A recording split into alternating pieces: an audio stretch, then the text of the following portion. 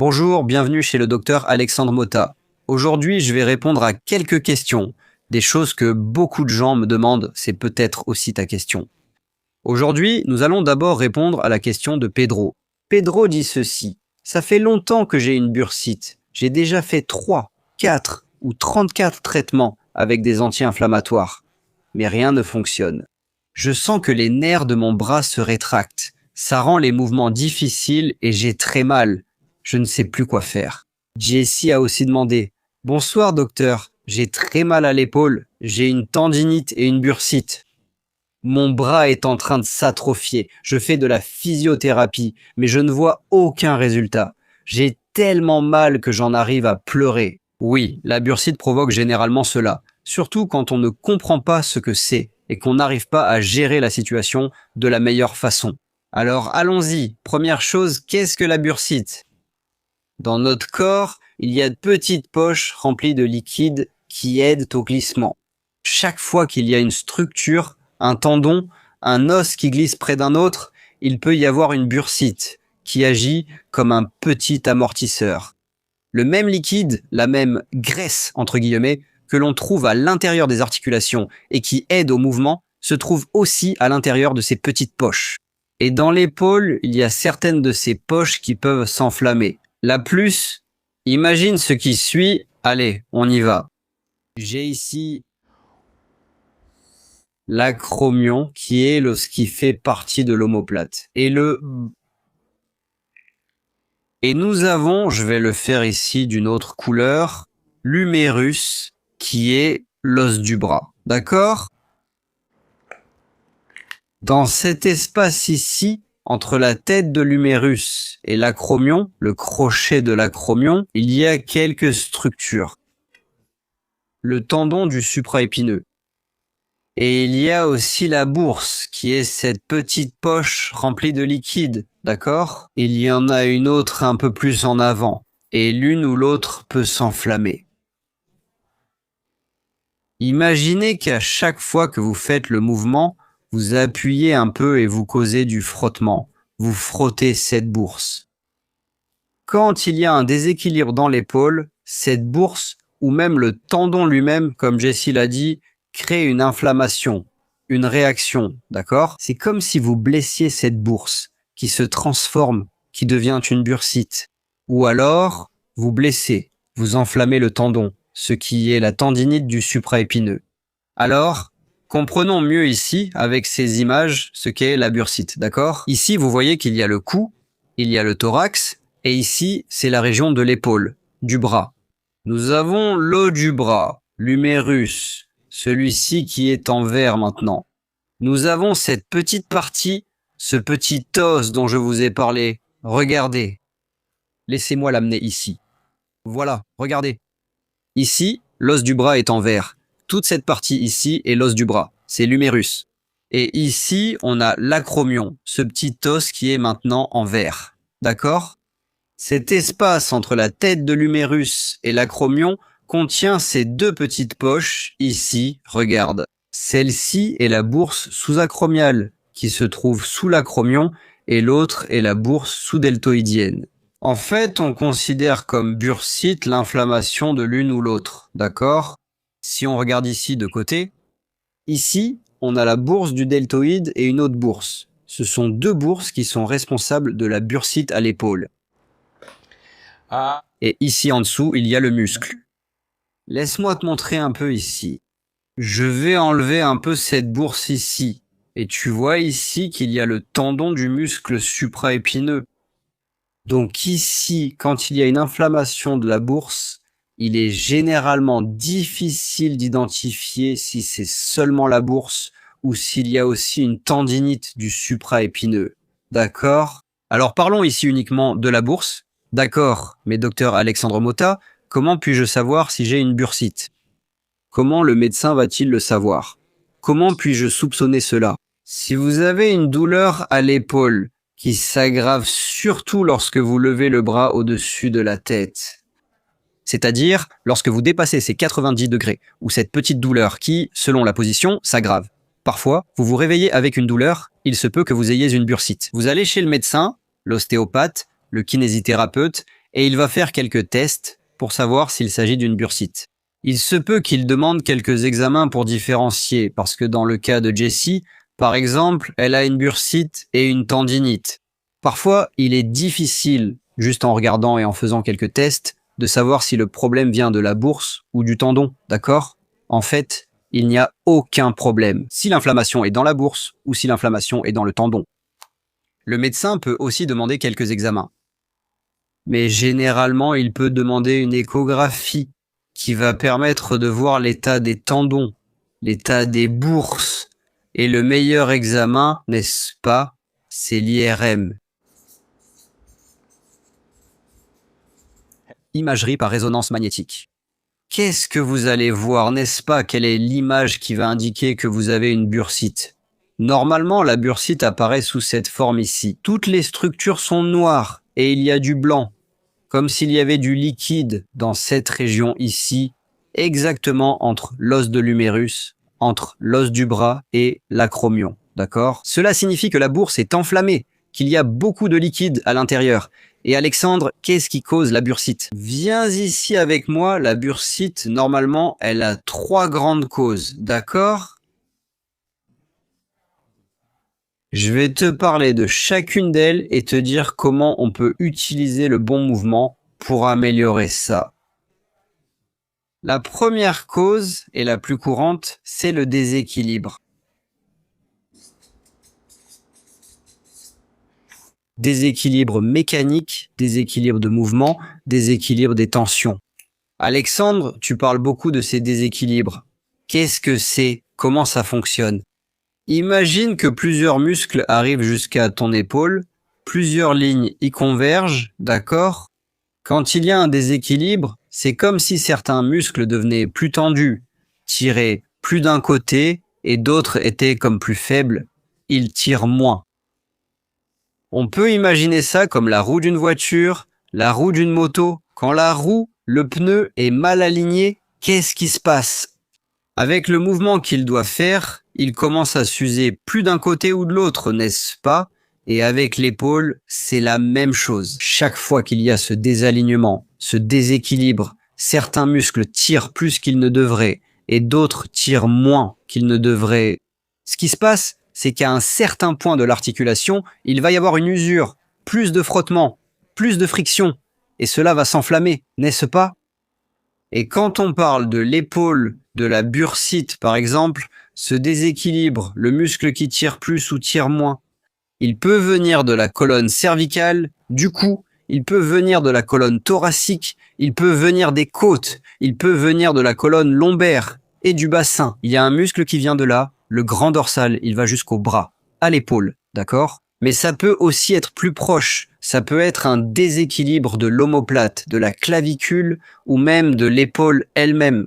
Alors fais attention, il y a plusieurs muscles, tu vois, plusieurs petits points, plusieurs petites cordes ici qui relient l'épaule. Il y a des muscles qui relient l'épaule à l'omoplate. Le supraépineux, l'infraépineux, le petit rond, le grand rond, le subscapulaire, qui est un muscle très intéressant que nous avons ici.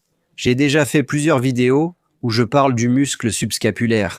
Il y a des muscles qui relient l'épaule à la clavicule. Voilà, qui relient l'épaule à la clavicule, et il y a aussi des muscles qui relient l'épaule. Regarde comme c'est intéressant ici. C'est ce muscle grand dorsal qui relie l'épaule à la colonne lombaire et au bassin. C'est-à-dire que des déséquilibres de la colonne lombaire, de la colonne thoracique, des côtes, du cou, peuvent déséquilibrer et désaligner l'épaule. Et comment puis-je améliorer cela, docteur Alexandre Motta? Vous pouvez essayer d'améliorer cela dès maintenant.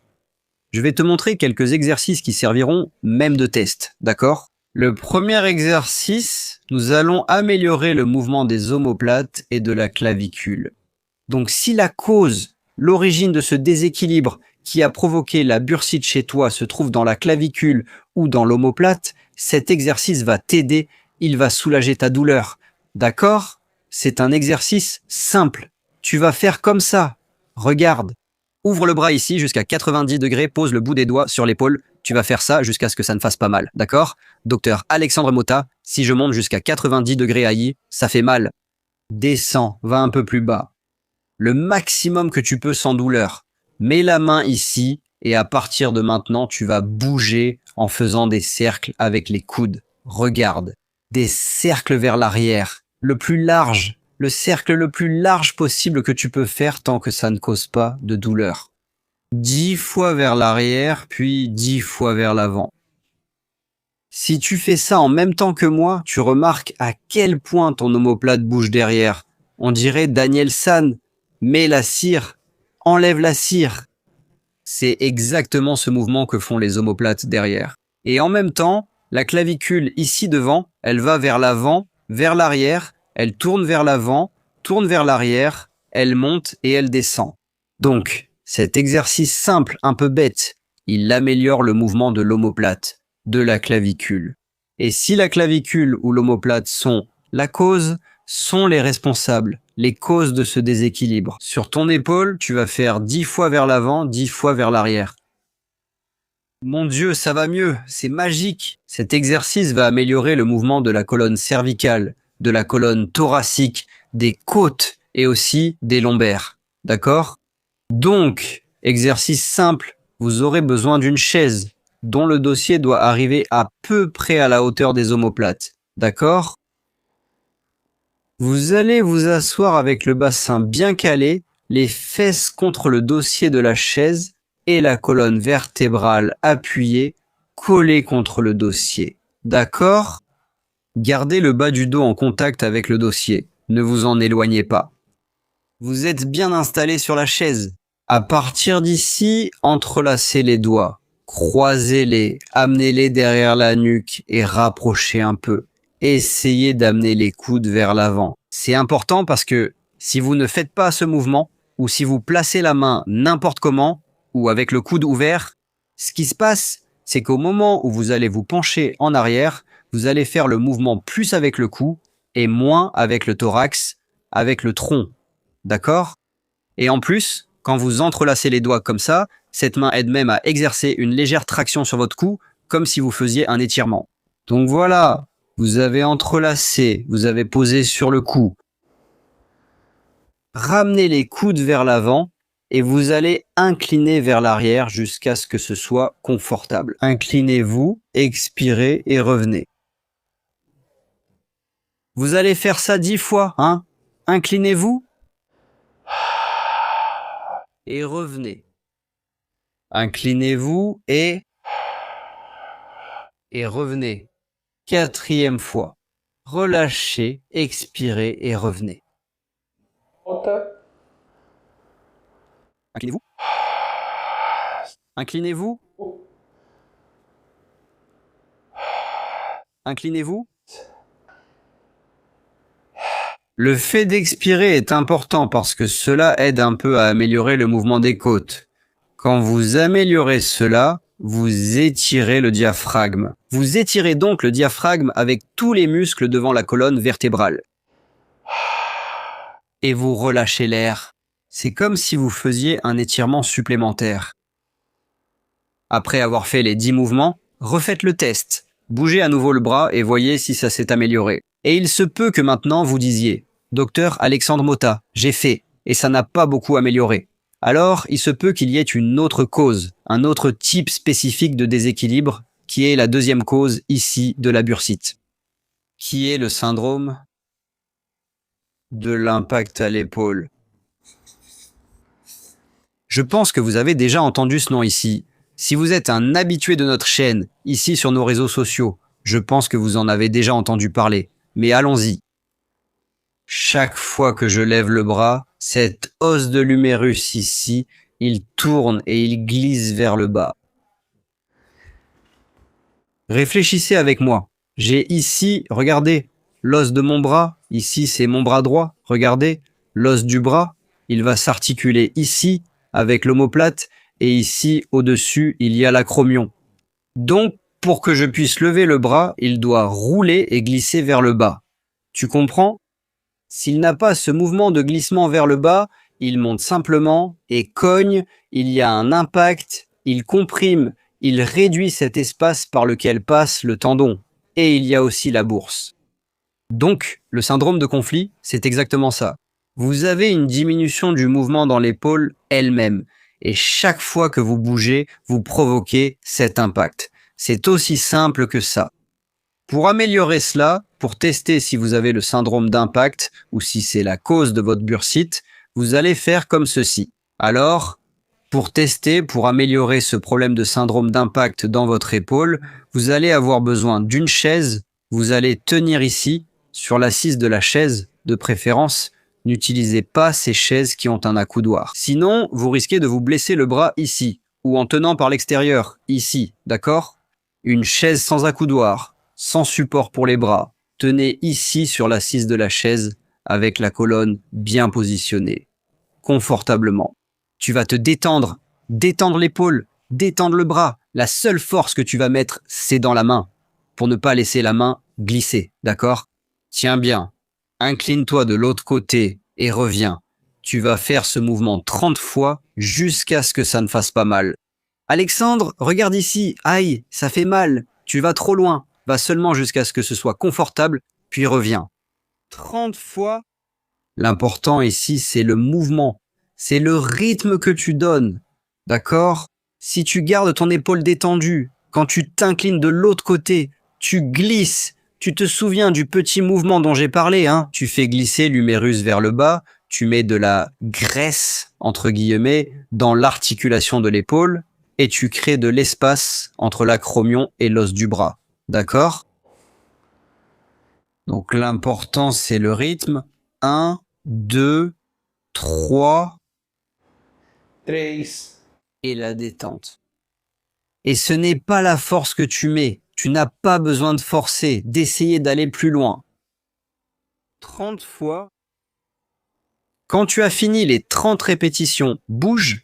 Vois si ton épaule est plus légère. Si tu arrives à bouger ton épaule davantage sans ressentir de douleur. Et jusqu'à présent, je suis sûr que la plupart des gens ont déjà ressenti un soulagement. Et tu as déjà commencé à remarquer qu'il se peut qu'une douleur, une inflammation localisée dans ton corps puisse avoir des causes dans d'autres parties du corps, d'accord? Et il y a une minorité qui dit « Docteur Alexandre Motta, j'ai déjà fait l'exercice de l'omoplate et de la clavicule. Docteur Alexandre Motta, j'ai déjà fait l'exercice de la chaise d'extension de la colonne vertébrale. Et j'ai déjà fait l'exercice de glissement de l'épaule pour améliorer le syndrome de conflit sous-acromial. Et je ressens encore de la douleur, il n'y a pas eu beaucoup d'amélioration pour l'instant. » Alors, allons-y. Vous pouvez faire partie de la minorité qui a ce qu'on appelle un acromion crochu ou un crochet sur l'acromion. Il y a certaines personnes qui ont un acromion différent. Au lieu d'être droit ici, il a une petite pointe qui descend ici, d'accord? Et alors, imaginez, cette petite pointe qui descend ici facilite, elle ne cause pas, mais elle facilite la diminution de cet espace et le frottement de la bourse ou du tendon. Autrement dit, ceux qui ont cette variation anatomique, qui ont cet acromion un peu différent, ont plus de facilité à développer une bursite et une tendinite du supra-épineux. Je ne dis pas que ceux qui ont un acromion crochu, qui ont cela, devront apprendre à vivre avec la douleur. On n'a jamais besoin, on ne doit jamais apprendre à vivre avec la douleur. D'accord? On doit toujours mieux comprendre. Ou le problème, entre guillemets, que l'on ressent qui cause la douleur. Ou mieux comprendre notre corps pour qu'on puisse soulager, éviter ou éliminer une douleur. Alexandre, j'ai un acromion crochu. J'ai déjà passé des examens, des radios, des échographies, une IRM, et c'est déjà apparu. Le médecin me l'a déjà dit. Qu'est-ce que je peux faire? Tous ces exercices qu'on a montrés aujourd'hui peuvent t'aider. Tu vas devoir redoubler d'attention pour toujours garder un bon mouvement. Au niveau de la clavicule, des omoplates, de la colonne cervicale, de la colonne thoracique, du thorax, des côtes, des lombaires et du bassin. L'activité physique elle-même, lorsqu'elle est bien encadrée, est déjà un excellent facteur qui contribue à ce que tu ne ressentes pas de douleur à l'épaule. même si tu as un acromion crochu. Il existe une infinité, il y a une infinité d'exercices et de façons dont tu peux t'améliorer. Et cela va aider dans ton cas, parce que chaque corps est différent, d'accord? Tu consultes un ostéopathe, il va évaluer tout ton corps, comprendre comment ton corps fonctionne, comprendre ce qui contribue à ton problème. Mais dans le cas de la bursite, il va corriger, améliorer ce mouvement, il va aligner ton épaule. Et il va garder ton épaule en bonne santé, d'accord? Il peut même te donner quelques exercices à faire chez toi. Tu sais, tous les exercices peuvent t'aider, mais celui-ci, dans ton cas, c'est le meilleur pour toi. Tu dois faire ça tous les jours, 3 fois par jour, ou tu dois faire ça 1 fois par jour, ou tu dois faire ça avant de... Je ne sais pas, si tu es professeur, avant d'aller travailler et d'écrire au tableau, parce que tu fais beaucoup ce mouvement d'impact, n'est-ce pas? Fais cet exercice avant et après. Donc, ces conseils vont faire en sorte que tu ne ressentes pas cette douleur, que tu ne développes pas de bursite ou de tendinite, ou même si ça arrive, que ce soit léger et que tu puisses le contrôler. Et maintenant, une autre question ici de Jaime Shukman, de Jaime. Docteur, y a-t-il un médicament à prendre pour soulager la douleur de la bursite ou l'inflammation? La mobilité de mon bras est réduite. Jaime, voilà, je suis kinésithérapeute, ostéopathe, je ne travaille pas avec des médicaments, d'accord? Normalement, dans le cas de la bursite, quelle que soit l'une de ces 3 causes ici, le médicament aide à diminuer l'inflammation et à réduire la douleur. Maintenant, il faut qu'on trouve la cause de la bursite. C'est la partie la plus difficile, mais c'est aussi celle qui donne les meilleurs résultats, les résultats les plus durables.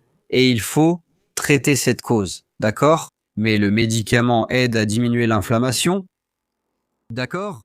Alors, si dans ton cas, les anti-inflammatoires et les analgésiques ne fonctionnent pas, beaucoup de gens vont même jusqu'à faire des infiltrations, autrement dit, appliquer le médicament directement dans la bourse ou près de la bourse. Si cela n'aide pas, c'est parce que tu ne corriges pas la cause. Tu comprends? Pour moi, c'est très clair et logique. Si tu as pris le médicament qui est censé diminuer l'inflammation et que l'inflammation n'a pas diminué, c'est parce que tu n'as pas trouvé la cause. Il y a autre chose dans ton corps, généralement un déséquilibre de mouvement, un déséquilibre de tension, un déséquilibre mécanique qui cause ou contribue à cette douleur. Et tant que tu n'alignes pas, entre guillemets, ton épaule, ça ne va pas se résoudre, d'accord? Le médicament n'aura pas d'effet. Tu comprends? Il y a autre chose dont je suis sûr, peut-être que quelqu'un l'a même déjà mise ici dans les commentaires.